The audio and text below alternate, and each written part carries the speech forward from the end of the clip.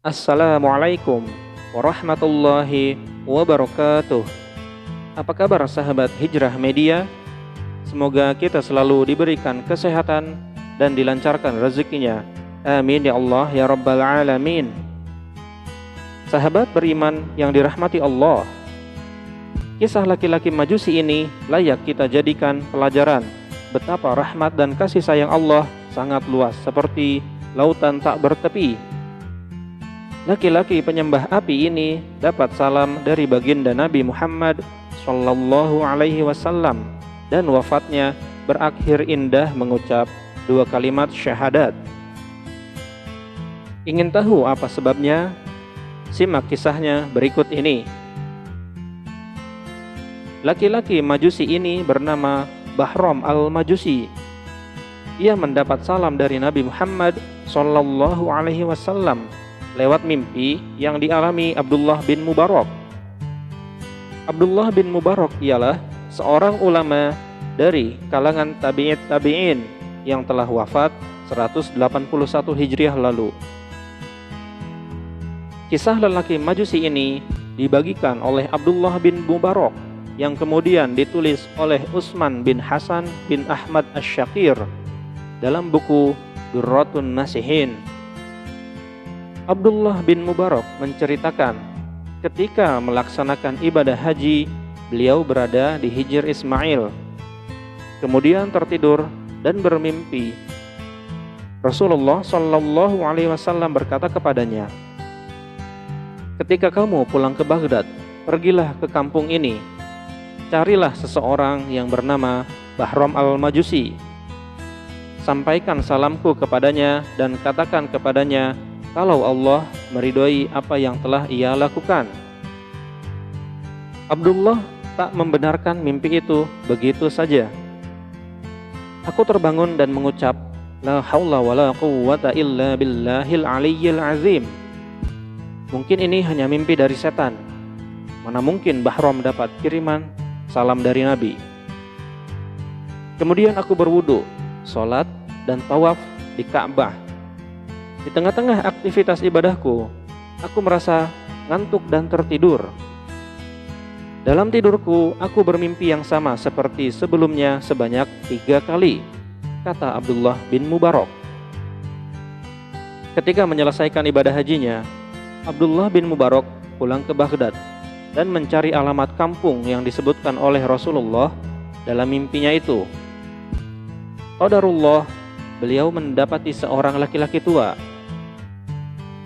"Apakah Anda adalah Bahram al-Majusi?" tanya Abdullah bin Mubarak. "Ya, aku adalah Bahram al-Majusi," jawabnya. "Apakah kamu memiliki suatu amal baik di sisi Allah?" tanyaku. "Ya, aku pernah memberi hutang kepada orang-orang 10 dirham dan menagihnya 11 dirham. Menurutku ini adalah perbuatan baik," kata Bahram.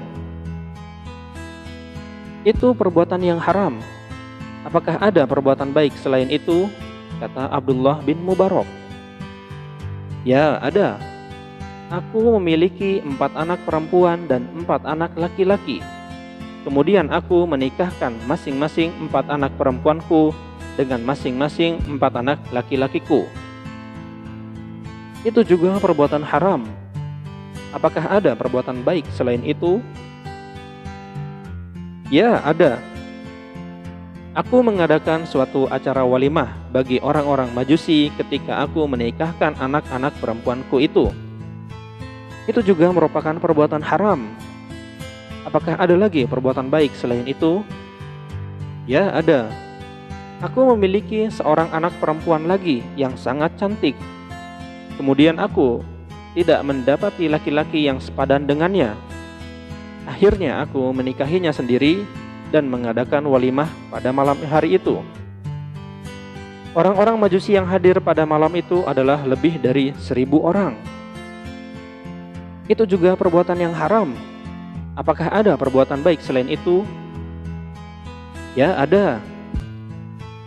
Pada malam hari di mana aku berhubungan dengan anak perempuanku itu, seorang wanita muslimah menyalakan obornya lewat oborku yang ada di halaman rumah. Kemudian ia pulang dan memadamkan obornya. Kemudian aku berhubungan dengan anak perempuanku untuk yang kedua kalinya.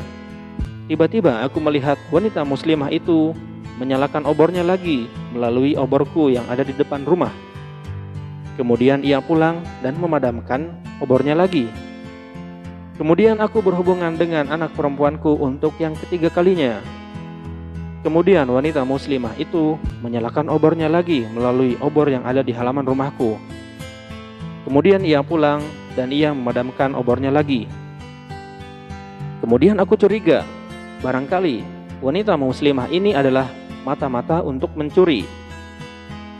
Dalam sebuah riwayat lain dikatakan ialah wanita muslimah ini adalah seorang janda yang miskin. Karena aku curiga, kemudian aku membuntutinya dari belakang. Aku melihat ia masuk ke dalam rumahnya dan menemui anak-anak perempuannya. Mereka berkata kepadanya, "Oh ibu, apakah engkau membawa sesuatu makanan? Kita sudah tidak kuat dan tidak tahan karena lapar." Kemudian wanita muslimah itu meneteskan air mata dan berkata, "Aku malu kepada Allah kalau aku meminta kepada selain Allah, apalagi kepada musuh Allah, yaitu orang Majusi." Setelah aku mendengar perkataannya itu, aku pun pulang ke rumah. Aku mengambil wadah dan mengisinya makanan yang banyak. Kemudian aku pergi ke rumah wanita muslimah itu. Abdullah bin Mubarak berkata, "Ini baru perbuatan yang baik. Ada kabar gembira untuk Anda." Kemudian Abdullah bin Mubarak menceritakan kepada Bahram al-Majusi tentang mimpi bertemu Rasulullah Sallallahu Alaihi Wasallam dan pesan beliau untuknya.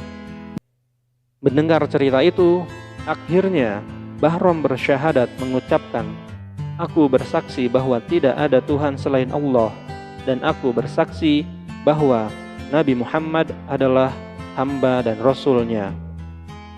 Kemudian seketika itu ia jatuh tersungkur dan meninggal dunia.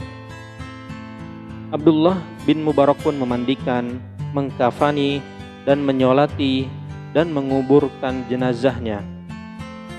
Abdullah bin Mubarak berpesan, "Wahai para hamba Allah, bersikap dermawanlah kepada sesama makhluk Allah, karena sikap dermawan dapat mengubah para musuh menjadi para kekasih." Keutamaan dermawan. Diriwayatkan dari Aisyah radhiyallahu anha bahwa Rasulullah Shallallahu Alaihi Wasallam bersabda, "Orang yang dermawan adalah orang yang dekat dengan Allah dan dengan surga dan yang jauh dari neraka. Orang yang pelit adalah orang yang jauh dari Allah, dari makhluk dan surga, dan yang dekat dengan neraka. Orang bodoh yang dermawan lebih dicintai Allah daripada orang alim yang pelit." Beliau Shallallahu Alaihi Wasallam juga bersabda, "Dermawan merupakan sebuah pohon di surga yang ranting-rantingnya menjulur di dunia. Barang siapa mengambil satu ranting saja, maka ranting itu akan menuntunnya ke surga." Pelit merupakan sebuah pohon di neraka yang ranting-rantingnya menjulur di dunia.